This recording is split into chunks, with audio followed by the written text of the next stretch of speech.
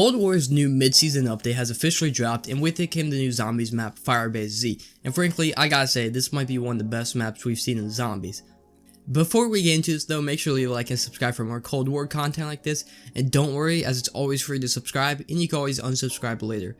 So getting into it, that first statement I said on how this might be one of the best zombies map might be a little over exaggerated, but still, I honestly think it's one of the best maps we've seen in a while.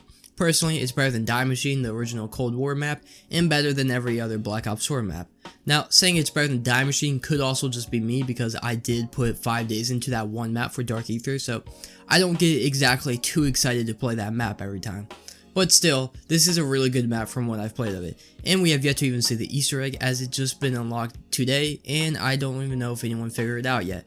But the map itself is just overall good, from the mechanics of it to how it looks.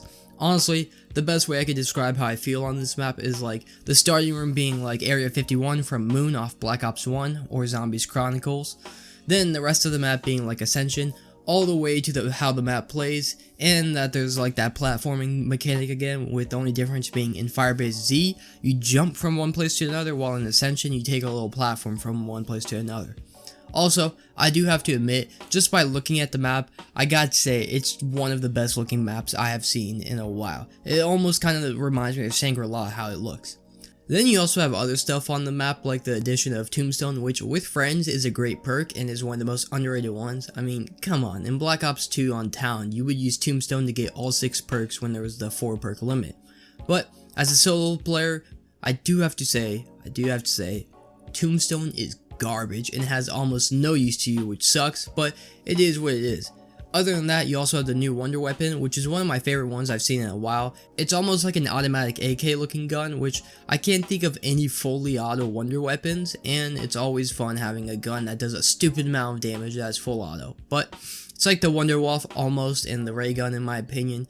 It's weird to describe, but there are different elements to it, almost like elemental pop is built into it, but there's no actual effect besides the color the zombies disintegrate in.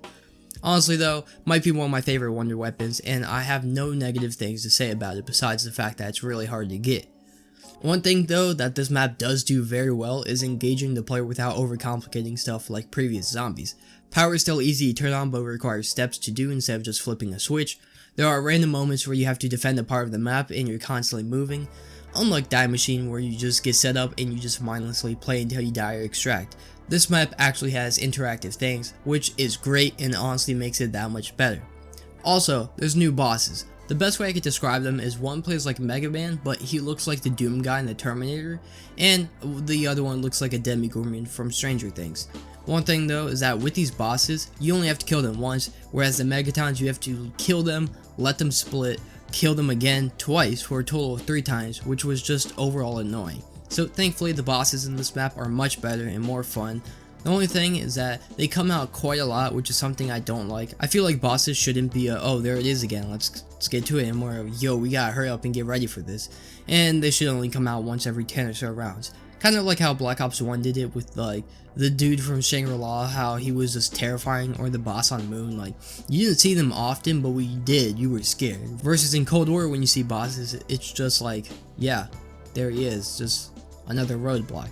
But overall, I do really like this map a lot, and I think it's going to be one of those maps in several years we're going to miss a lot, kind of like Origins or Kino. Also, Dark Aether, the zombie skin, I'm still working on the guide for that for the Die Machine map, because that's what I did it on, but I also plan on doing a similar style for this map as well, so that should be coming out sometime in the near future.